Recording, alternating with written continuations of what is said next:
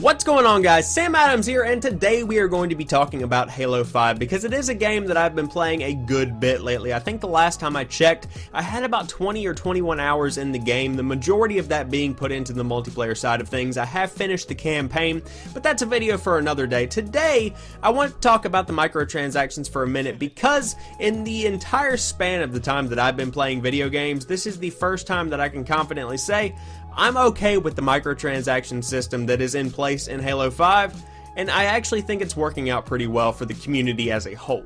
So if you haven't heard what's going on with this microtransactions thing, let me go ahead and break it down for you, or at least how the system works in Halo 5. So at the end of each match, the player is awarded a certain amount of requisition points, or these things called rec points, and they reflect the person's ability or how they performed in the game. So if you got more kills, you're going to get more rec points. If you captured more objectives, you're going to get more rec points. If the game was longer, in some cases of Warzone, you're going to get compensated for the amount of time that you put into that game in the form of rec points. Pretty much it's just COD points except Halo-ified. So once you amass a certain amount of these requisition points, you can go over there and buy requisition packs or rec packs, and these come in 3 separate sizes. So the first is a 1250 point rec pack, which comes with your standard special weapons. You can get some railguns out of there, some needlers, maybe a submachine gun or 2, but in general it's pretty much your bottom of the barrel stuff, the stuff that you normally will sell to get more rec points.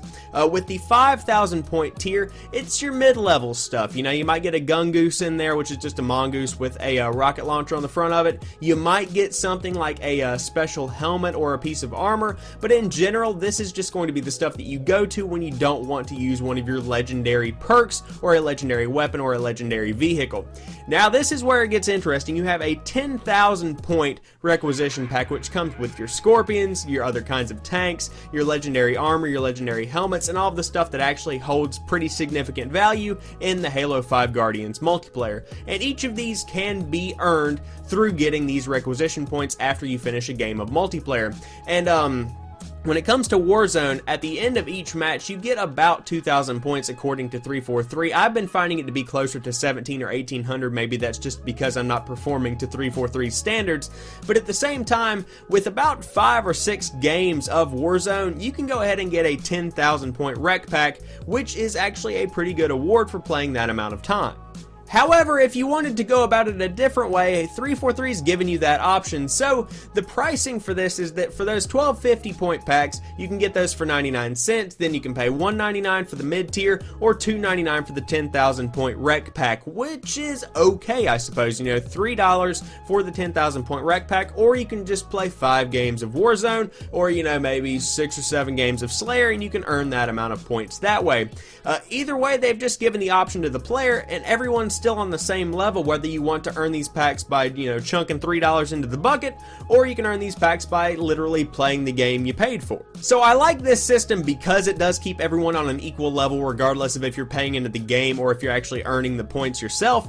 But I also like it because of where the money is going. So obviously there is going to be some income coming to Microsoft and 343 for these requisition packs. However, they're also kind of dividing it amongst a couple of other sources. So the first of these is the Halo World Championship prize pool. So if you don't know what the Halo World Championship is, it's pretty much just the MLG of Halo. These teams get together, these players get together, and they really just rock it out in Halo 5, especially this year since Halo 5 is, you know, out.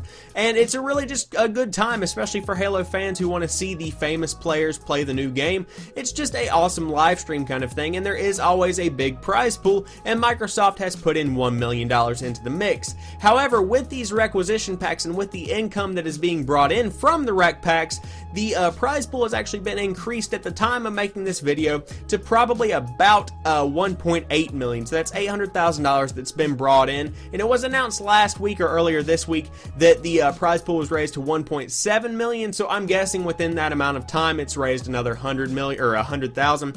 But at the end of the day, this is just giving back to the community that loves the game so much, and it's definitely going to make the Halo World Championship more interesting the higher that amount of prize gets. Another way this is benefiting the community is that all of the DLC for Halo 5 is going to be free, and this is awesome for two reasons.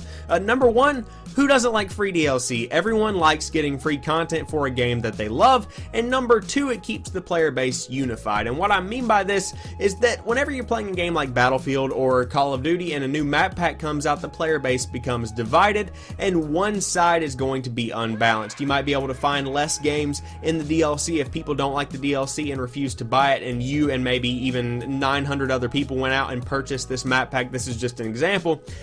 Then you would be kind of alone out there and it might be hard to find a game. Or alternatively, you might have so many DLC packs out there that everyone's divided up and everyone's having trouble finding a game, and in general it can just be a pain, and Halo 5 is looking to avoid that by making the content free for everyone through the income from these requisition packs to pay the developers, to pay the people that are promoting the game, and in general to keep the lights on while they make this DLC. And obviously Microsoft is going to be paying into that as well, but the requisition packs are definitely going to help alleviate some of that cost. So at the end of the day, are microtransactions still bad? I have to say yes, just because microtransactions aren't really a good idea to begin with. Paying $60 and then asking me if I want to pay $3 for a helmet or an armor pack, or $4 for a weapon or something along those lines, that's completely unacceptable just because of the amount of money that I've already put into the game.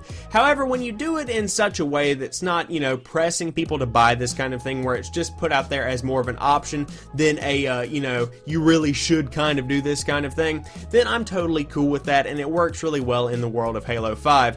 Is Microsoft still going to make a ton of money off of this? Yes. Are the guys over at 343 still going to make a ton of money off of this? Yes, absolutely. However, the community is getting enough back from the requisition pack income that I'm not necessarily that distraught over it, and I don't really think you guys should be either, but you very well have the right to be so. So there you guys have it. Hope you've enjoyed this video. If you did, drop me a like down below and comment what you think about Halo 5 and its microtransactions. Have you played the game? Have you seen the multiplayer on Twitch maybe? And what do you think about it? Let me know in the comment section down below. And if you are new to the channel or you've never seen any of my other content, be sure to head over there and check out some of those other videos, because I do upload new stuff like 3 or 4 days a week depending on the week, so there's always something new on the channel when you drop by to watch some videos. And as always, I want to thank each and every one of you guys for watching this particular video. I'll talk to you soon. Peace.